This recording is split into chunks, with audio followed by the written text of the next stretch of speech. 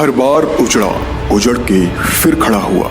इस भारत की यही तो एक दास्तां रही है, पर फिर भी यह हिमालय सा आज भी अडिग और स्थिर है। जितना पुराना भारत वर्ष है उससे भी कई पुराना है इसका इतिहास। बस तो आइए चलते हैं इतिहास के पन्नों से ओझल उन व्यक्तित्व के पास जिन्हें हमने, आपने और शायद कहीं न कहीं इस इतिहास ने भी भुला दिया, क्योंकि हर एकांत हमसे और आपसे कहता है अपने होने का वजूद और कहानी ओझल की। राजस्थान की धरती वीरों और राजपूतों की धरती कही जाती है। यहाँ की मिट्टी में न जाने कितने ही राजपूती रंग देखने को मिलेंगे। उन्हीं में से एक नाम है वीर कल्ला राठौड़ का। तो आइए ओझल के इस नए सफरनामे में हम आपको दिखाते हैं राजस्थान के वीर सपूत वीर कल्ला राठौड़ का वो ओजस्वी और वीरतापूर्ण इतिहास, जिसकी वजह से आज सिर्फ राजस्थान ही नहीं बल्कि कई प्रांतों में उन्हें भगवान की उपाधि दी गई है। लोक देवता कल्लाजी राठौड़ का जन्म विक्रम संवत 1601 में दुर्गाष्टमी को नागौर जिले के मेड़ता शहर में हुआ था। वे मेड़ता रियासत के राव जयमल राठौड़ के छोटे भाई आस सिंह के पुत्र थे। भक्त कवित्री मीराबाई इनकी बुआ थी।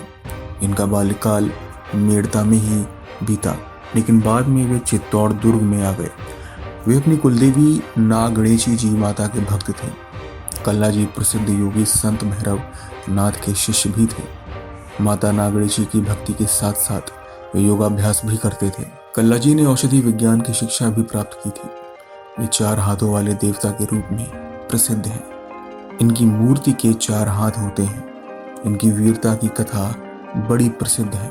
कहते हैं सन 1568 में अकबर की सेना ने चित्तौड़ पर कब्जा करने के लिए किले को घेर लिया। लंबे समय तक सेना जब दुर्ग को घेरे ही रही तो किले के अंदर की सारी रसद समाप्त हो गई। तब सेनापति जयमल राठौड़ ने केसरिया बाना पहनकर शाका करने तथा शतरानियों ने जौहर करने का निश्चय लिया। किले का दरवाजा खोलकर चित्तौड़ की सेना मुगलों पर टूट पड़ी।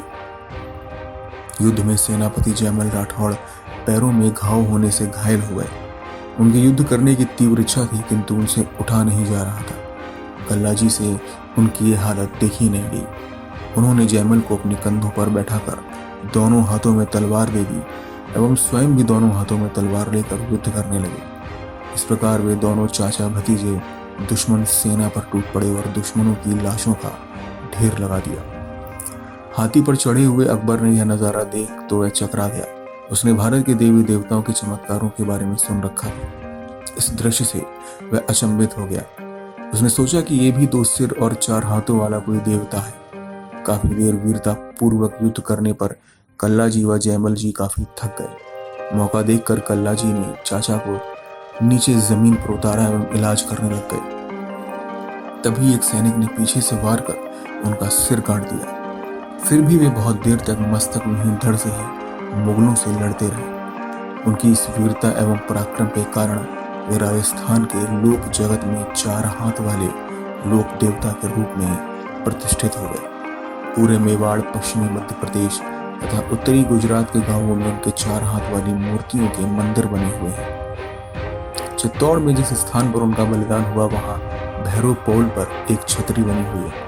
वहां प्रतिवर्ष आश्विन शुक्ल नवमी को एक विशाल मेले का आयोजन होता है। कल्ला जी को शेष नाग या नाग देवता के अवतार में पूजा भी जाता है, क्योंकि हर एकांत हमसे और आपसे कहता है अपने होने का वजूद और कहानी ओझल की।